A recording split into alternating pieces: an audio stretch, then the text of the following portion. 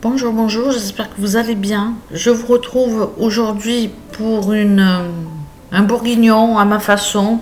C'est du bœuf sauce au vin. Moi je l'appelle le bourguignon, après c'est pas les vraies recettes traditionnelles et tout ça. Mais bon, c'est le bourguignon à ma façon, simple, rapide, efficace. Donc la veille j'avais préparé la viande. Donc là, en l'occurrence, j'avais eu de la basse côte de bœuf. Et pour le bourguignon, le meilleur morceau, ça reste quand même le paleron. Donc là, il n'en avait pas. Je me suis contentée de ce qu'il avait. Donc je l'ai mis à tremper dans du vin, un bon demi-litre de vin rouge. Alors bon, au meilleur le vin est, au meilleur la sauce sera. Hein. Donc voilà, là c'était un vin moyen. Donc toute la nuit, ça a trempé avec l'oignon, le thym, le laurier, les gousses d'ail, voilà, la viande. Et puis, en début d'après-midi, je le prépare parce que c'est un plat que je vais congeler. Je vais en garder juste une petite partie, comme ça on va manger avec des pâtes le soir ou le lendemain midi. Mais tout le reste, ça sera congelé pour avoir des plats tout faits au congélateur. Comme ça, si j'ai du monde, je sors mes 2 barquettes. Si on n'est que tous les deux, ben, je sors qu'une barquette. Enfin, c'est toujours pratique d'avoir ce type de plat tout fait. Parce que bon, si on a un enfant qui arrive à l'improviste, on a toujours un petit repas sous la main sans se tracasser. Et en général, tout le monde aime. Donc là, ben, ce que je fais, c'est que je sors tous mes morceaux de viande de manière à les égoutter et à enlever le vin de la marinade. Je vais tout simplement faire revenir les morceaux de viande dans un peu de beurre. On peut mettre aussi un peu d'huile. Bon, là, j'ai mis un peu de margarine parce que j'en ai. Sinon, j'aurais mis de l'huile. Donc, je redispose mes morceaux de viande dans ma poêle et à feu vif, de manière à saisir la viande.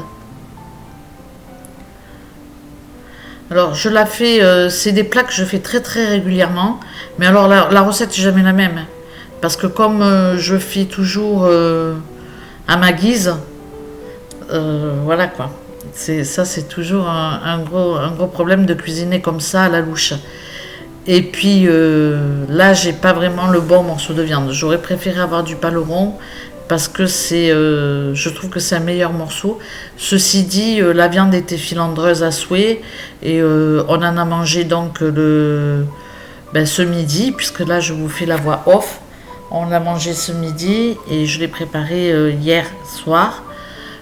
Donc franchement, on s'est régalé.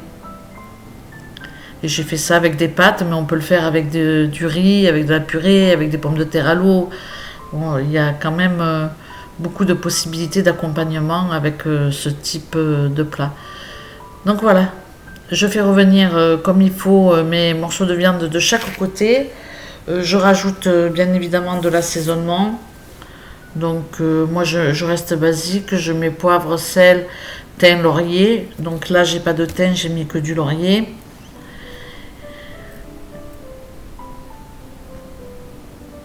Et puis je fais revenir ma viande de chaque côté de manière à ce qu'elle soit un petit peu dorée, quoi.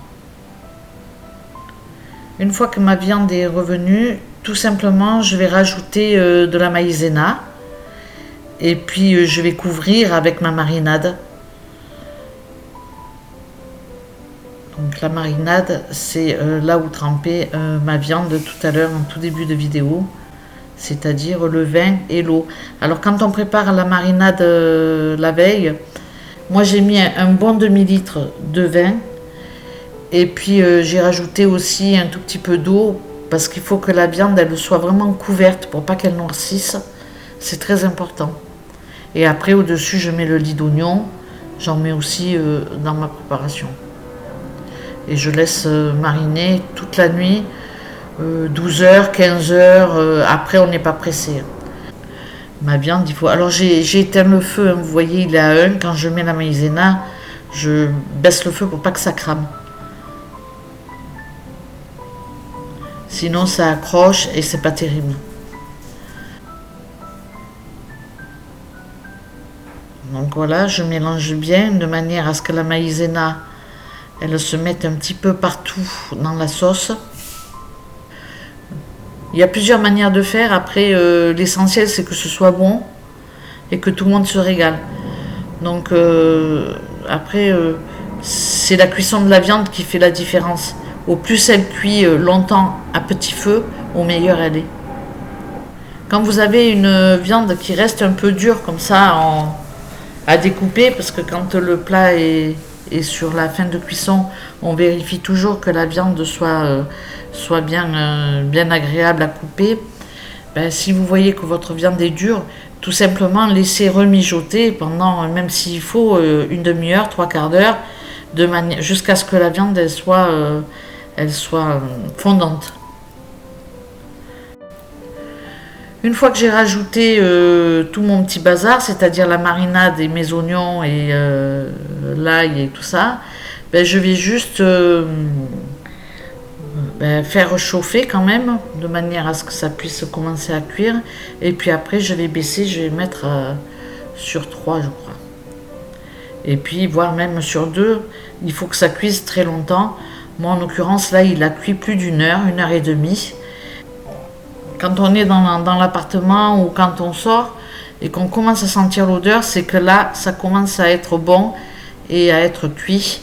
Donc je m'empresse toujours d'aller voir un petit peu dans ma gamelle ce qui se passe, parce que c'est d'abord l'odorat qui se met en éveil et qui me dit ah, va surveiller ta gamelle parce que là, ça commence à être bon.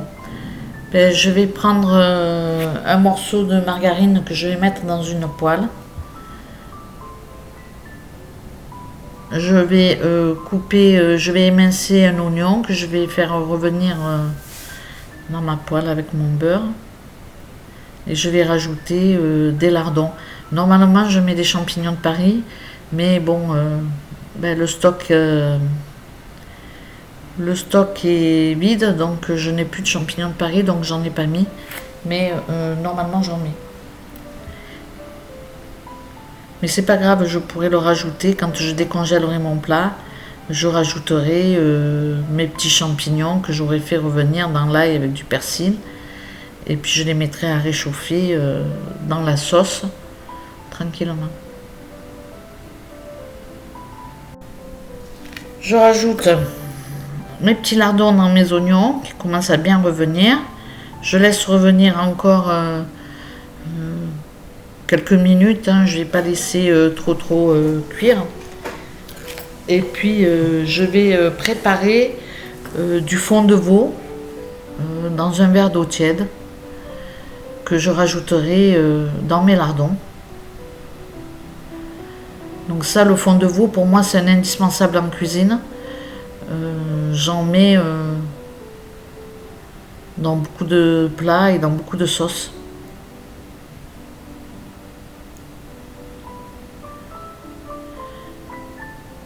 Et c'est juste un régal, ça donne vraiment beaucoup de goût à la sauce de mettre du fond de veau dans ces plats. Voilà, je mets une cuillère à café, une bonne cuillère à café, hein, bien dans mon verre d'eau. Et puis ensuite, tout simplement, je le rajoute dans mes lardons. Je rajoute mes lardons dans ma viande et je vais laisser cuire à feu doux pendant un quart d'heure, 20 minutes. Je retire les feuilles de laurier, le bouquet garni, de manière à ne pas les mettre en congélation, mais bon, ça c'est pas grave si on les laisse. Donc voilà, ma préparation est terminée. Je n'ai pas rajouté de concentré de tomate et d'olive noire. Je vais congeler ma viande comme cela. Et quand je la décongèlerai, je rajouterai des champignons que je ferai revenir dans du beurre avec de l'ail et du persil. Et des olives noires parce que j'adore ça tout simplement. Mais là, j'en ai plus. Donc j'en ai pas mis. Donc forcément, si vous êtes beaucoup à table, il faut doubler les doses. de manière à pouvoir congeler une partie de votre préparation et en plus grosse quantité bien évidemment, ou faire juste aussi plusieurs boîtes. Et puis pour les décongeler, c'est parfois plus facile de faire plusieurs boîtes parce que les blocs de glace ils sont plus petits quoi. Voilà, vous voyez mes petits récipients. Donc je vais quand même faire deux belles boîtes comme ça. Ça me fait, on va dire, un repas pour 3 personnes. Parce que deux là, en général, il nous en reste hein, quand on fait ça. Je mets un tout petit peu d'eau au fond de ma marmite et je laisse décongeler à feu doux en tournant très régulièrement avec ma spatule. Et une fois que mon plat est complètement décongelé, voilà ma maladresse, hein, n'est-ce pas? Et une fois que ma préparation a décongelé, tout simplement après j'ajuste, c'est-à-dire je rajoute de la sauce tomate, du concentré de tomate en tube. Je mets une bonne cuillère à café quand je fais avec des pâtes par exemple, c'est ce qu'on a fait à midi. Et des olives noires, bon là j'en ai pas, des champignons. En fait quand on décongèle on peut rajouter beaucoup d'autres choses de manière à ce qu'il soit encore meilleur, quoi, encore plus goûteux. Mais on peut le manger aussi comme ça, hein. Voilà, il n'y a pas de souci. Donc j'ai plus qu'à marquer sur le côté de la boîte de préférence, parce qu'après au congélateur, si on marque sur le dessus comme j'ai fait, on ne le verra pas. Mais moi en général, je les garde pas longtemps, les plats congelés faits maison. Je les garde un maximum de 3 mois.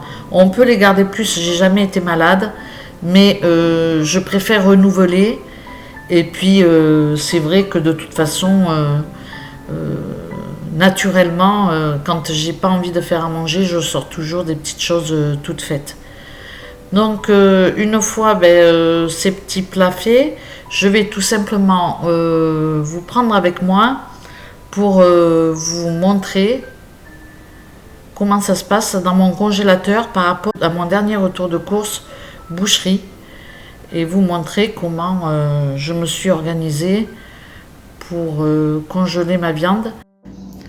Donc je vous montre un petit peu ce que j'ai fait, ce que j'ai mis dans mon congélo. Donc on voit hein, ça, d'accord. En haut, j'ai découpé, je sais pas si on le voit, j'ai découpé en tout petits morceaux mes blancs de poulet. Alors j'avais 4 blancs de poulet, j'en ai mis que 2 comme ça. J'ai fait 3 sachets. Et le gros beefsteak aussi que j'avais acheté, j'ai fait comme ça aussi, j'ai coupé en fines lamelles, comme on mange quand on va chez les Chinois en fait, chez les restaurants chinois. J'ai fait des fines lamelles et j'ai fait 3 sachets également. Ici, avec la viande hachée, comme vous pouvez le voir, je vais reculer un peu, j'ai fait des boulettes. Comme ça, je prends le nombre de boulettes qu'il me faut pour cuisiner, d'accord. Et donc là j'ai les 2 blancs de poulet qui restent. Ils sont quand même assez gros, hein. Je peux faire un bon petit plat même pour 4 personnes. Ici j'ai mis 2 hauts de cuisses de poulet, comme ça, parce que nous on est 2. Et là, alors pour pas que ça se touche, je les mets comme ça. Et à chaque fois il y a 2 pilons de poulet que je mets ainsi comme ça. Ben là pour le moment vous voyez que mon congélateur il est vide, hein, il n'y a rien. Donc pour le moment je m'embête pas, hein, je vais pas tricoter.